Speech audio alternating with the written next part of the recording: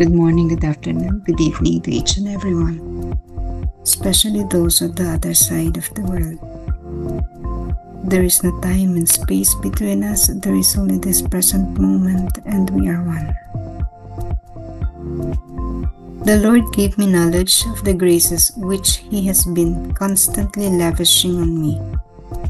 This light pierced me through and through, and I came to understand the inconceivable favors that God has been bestowing on me.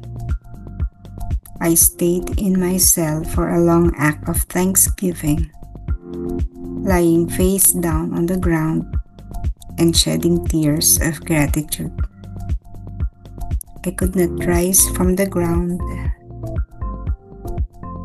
because whenever I tried to do so, God's light gave me new knowledge of His grace. It was only at the third attempt that I was able to get up. As His child, I felt that everything that Heavenly Father possessed was equally mine. He Himself lifted me from the ground up to His heart. I felt that everything that existed was exclusively mine, but I had no desire for it all, because God alone is enough for me. Binigyan ako ng Panginoon ng kaalaman sa mga biyayang patuloy niyang pinagkakaloob sa akin.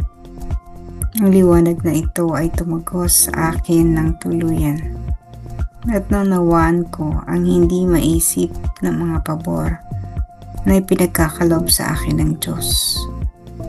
Nanatili ako sa aking selda ng mahabang panahon ng pasasalamat.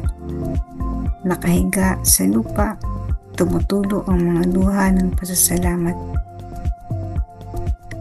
Hindi ako makabangon mula sa lupa dahil sa tuwing sinusubukan kong gawin ito, ang liwanag ng Diyos ay nagbibigay sa akin ng bagong kalaman sa Kanyang biyaya.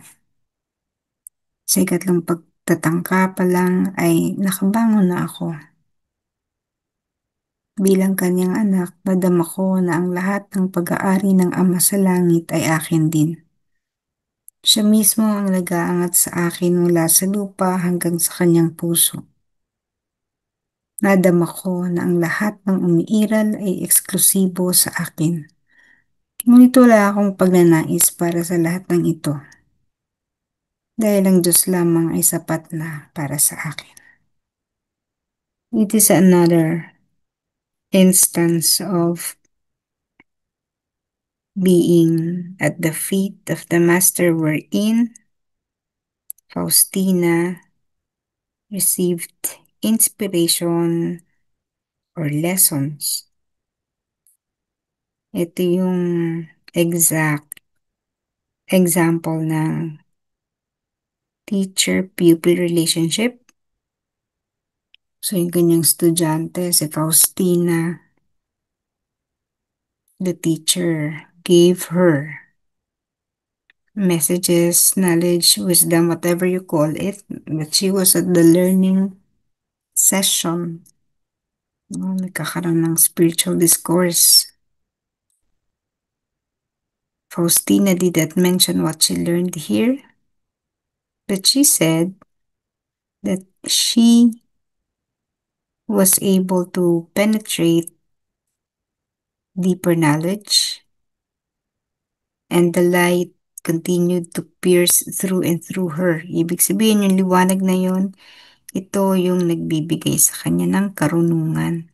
Light is always a symbol of knowledge, wisdom, no? Liwanag. That's why when we say one is in darkness, one is ignorant. Hindi niya alam. Marami siyang hindi alam. Dahil maraming hindi alam, nakakagawa siya mga bagay na mali. Sapagkat hindi niya alam ang katotohanan, the truth. Truth is equivalent to light. If you have been pierced by light, you instantly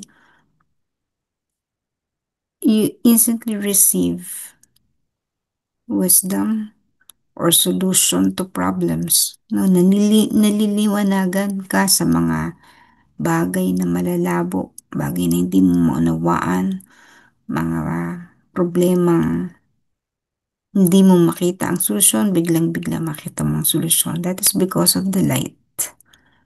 Everything becomes clear. And with Faustina, what happened was that she felt that everything the Heavenly Father possessed, na lahat ng pag-aari ng makalangit na Ama ay kanya rin. So imagine having owned everything that Father owns. Talagang isa kang heiress, no? Isa kang tagapagmana. And everything is in your fingertips. Pero, hindi siya nalunod sa kapangyarihang iyon. Di ba just like when Jesus was tempted by the devil? No, bibigay ko sa iyo ang lahat ng ito. Pinakita ng devil ang lahat ng bagay at pag-aari. Pero makamundo. Kung ikaw yan, kung tayo yan, matutokso ka eh. Imagine everything for you. Power, money, luxurious life, everything is yours. And this is where many people would fall. Kaya nga ang tindi ng corruption sa government. Because when you enter the system and you cannot handle the power that is in your hands right at that moment, you will really commit sin, the sin of stealing. Di po ba? Kasi you feel all the comfort, you experience the lavishness, you experience all the good things that life can offer. At the tip of your fingers, you can have whatever you want. In a snap of a finger, I mean. Dahil nasa iyo lahat ng kapangyarihan. Nakokontrol mo ang mga bagay, napapaikot mo ang mga tao. And that is where you will fall. Pero si Faustina, she felt it, everything in his power was given to Faustina. Pero hindi siya nalunod dun sa kapangyarihang nakita niya, nadama niya. She would always say everything is nothing because the Lord is enough. Sapat na ang Panginoon sa kanya. Yun lang ang kaibahan. Ito mga kapatid natin na nalulong sa kapangyarihan, hindi na nila nakilala ang Diyos. Ang Diyos nila ay ang pera. Ang Diyos nila ay yung Diyos-Diyosan dito sa lupa. The fake power. Subalit ang kapangyarihan nito, saan ba dadali ng kaluluwa di kundi sa kapahamakan? And you continue to pray for them, for the light to dawn on them, to pierce them, so that they would understand that everything is nothing. Lalo na kung ang kapangyarihang nakuha mo, ang dami mong naapektuhan. The Lord will be very merciful to you, but you will have also to suffer the consequences. That is why if you've been aspiring for positions, even in the Divine Mercy Organization, gusto mong magkaroon ng posisyon kasi iba yung feeling, di ba ba? Pag ikaw ay may katungkulan at ikaw ay binibigyan ng pagpapahalaga. Minsan nalulunod tayo. I have seen many leaders in the Divine Mercy Organization who fell from grace kasi nga hindi kinaya no, na ano ba, nalunod doon sa maliit na kinang na natatanggap. Kasi even if you are in the spiritual work, you will experience the power. You will know, wow, parang ganun ano, yung pagpapahalaga na binibigay sa'yo.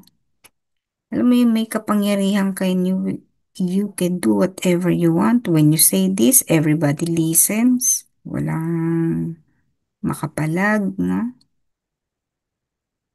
And people, because you are in power, would approach you and give you many things in exchange of favors. Ang hirap din, no? Hindi lang ito nagaganap sa larangan ng mga tao, but if also we are in the spiritual work, and we have to be careful on that, because once pride comes in or sets in, yun na yun. Yun na yung simula ng pagbagsak ng kaluluwa. Maaring you still feel very important in yourself, no? VIP na VIP ang tingin mo sa sarili mo, and you enjoy all the privilege of a VIP. But then your soul is already languishing in despair. Palagay ko, dadating yan sa point na babagsak mo para ka mababaliw. Ba't nangyari sa'yo yun? Sapagkat you forget who you are. Sapagkat you failed to see God in everything. Sinaisantabi mo na ang Diyos. At ang naging Diyos mo ay ang Diyos-Diyosan sa lupa.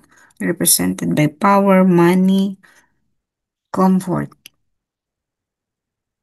Again, dapat alam natin kung saan at para saan. Kung ano man ang ini-enjoy natin. Yes, the Lord gives us whenever we do something good.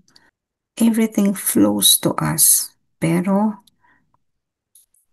always keep your feet on the ground and your soul connected up. Kasi kapag naputol yung relasyon mo sa taas at ang nanatili na lang ay ang connection mo sa lupa, then how can you go back to the Father? Mananatili ka sa lupa kahit mamatay ka. Paano ka makakabalik? No? Medyo maanan.